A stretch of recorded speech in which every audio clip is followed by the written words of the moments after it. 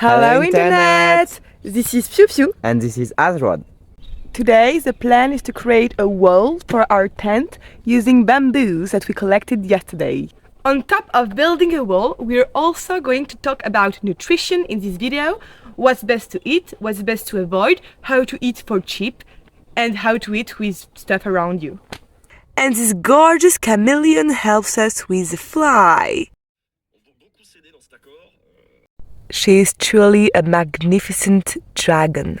I'm pretty sure she's one of the best hunters we've seen, because the chickens also hunt flies, but they're not as efficient, far from that. The goats are doing fine. Randa is a bit sick, and Skipper is doing good. Hello, Susie. Hello, Tommy. We're not sure why, but the goats love to lick us. It may be related that they think we're their babies because we milk them. In that case, why would Skipper also lick us? Because he's a male. This is the magnificent Barbara. This is Cassandra, the new rooster. And this is Danny and Raz, Pekin chickens. They're still a bit young to lay eggs, but soon!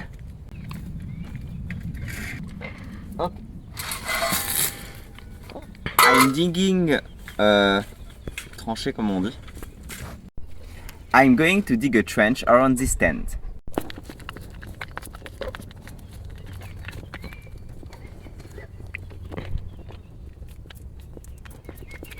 Because bamboo is an invasive species here in France, we're going to use it for our material for construction. Right now I'm removing some branches.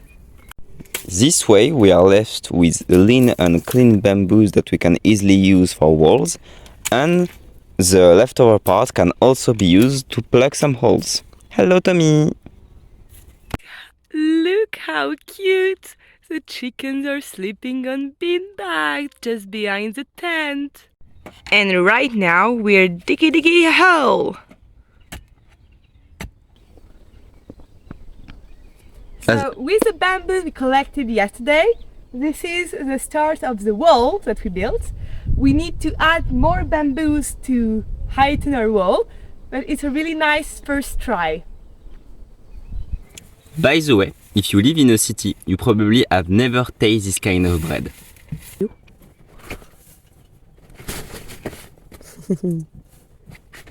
It's made with whole flour, T150, like the most complete flour ever.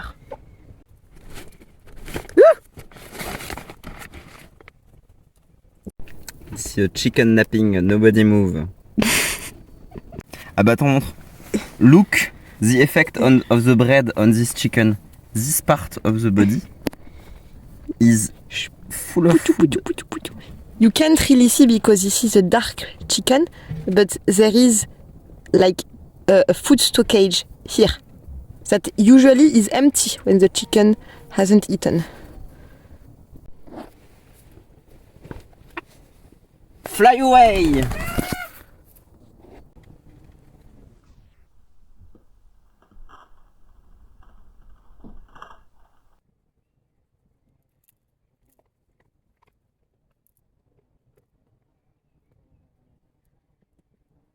We find that really strange that we are only educated to learn about the pyramid of food, which is really a limited amount of knowledge, when we are supposed, as a human species, to know hundreds of different flowers and plants that are supposed to give us a variety. While nowadays, the whole world eats around a dozen different species at best. Of vegetables. For example, this is edible, not the berries. This can be used to make soap, and this can be eaten, just pointy. Actually, because this plant is really tough, it's better to eat smaller ones, and you can cook them just like asparagus. We know these plants because we bought, before coming here for our solar plant dream, a book of identification of edible plants. It's not just vegetables, it's not just flowers, it's plants in general, with the top deadly plants in France and the top edible plants in France. During spring, you eat mostly the leafy part and the newborn plant. During the summer, you will eat mostly the fruits. During the autumns, you are going to find mushrooms, which are not the same, so you have to be really careful about them. And you will have other fruits that will come to maturation. And during the winter, you eat mostly roots such as potatoes. And that's only for foraging. We're not even talking about permaculture or agriculture. Which brings us back to education on nutrition and the differences between whole food and transformed food. For example, take this bag of crunchy melt Oreo cream and look at the composition. Most of the ingredients are given in percentage and you don't have the full composition because most of it is trademark. By the way, it's really weird that companies don't have to tell you what you're eating. But that wasn't what I wanted to talk about. So, as you can see, there are a lot of sugar, which makes sense because those are cookies, and wet flour. It said this is only wet flour and not whole wet flour. The main difference is that a lot of nutritional parts of the grains have been stripped of the grains before we make the flour. I'm pretty sure it's not wet, but it's wheat. Wheat, yes.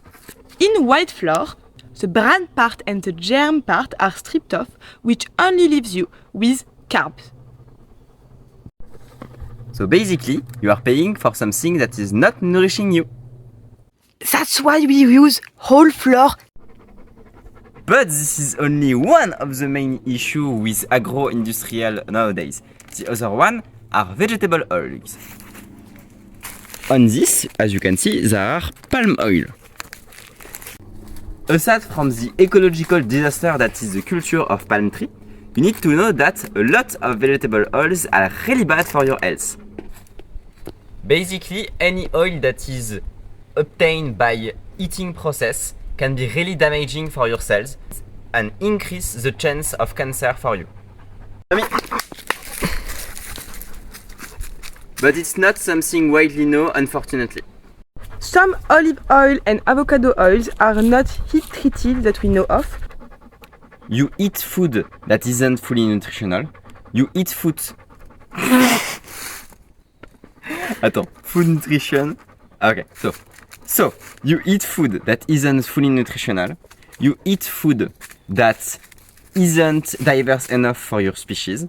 You eat food that can be toxic for you, and you aren't taught any of this. There is a trend right now in the USA where people really discard vegetables because they say they are really not nutritious for humans and they can even be bad for you. One scoop: everything that you want to eat doesn't want to be eaten. So animals will try to run away and try to not get killed. Plants will too try to not get eaten. But one thing really important to realize is that plants and vegetables in United States are so full of chemicals that they're really poor nutritionally. So this might be true in the USA, but it's not true for the rest of the world necessarily. When you check the composition, make sure there are as little additive as possible. For example, on this terrine there is only dextrose, which is a kind of sugar. The other one contains sulfite, which can be really dangerous. And if you want to make your groceries for cheap, always check the price of the kilo of what you are buying and not the price of the unity. And there is also a big difference of prices between transformed food and non-transformed food. For example, you have turkey and here you have chicken nuggets on the next plan, which only contain about 16% of meat. That's it for today, folks. Next time we'll talk more about fasting because it's a really important process of digestion and letting your body rest after eating. We love you and appreciate you. See you. Bye.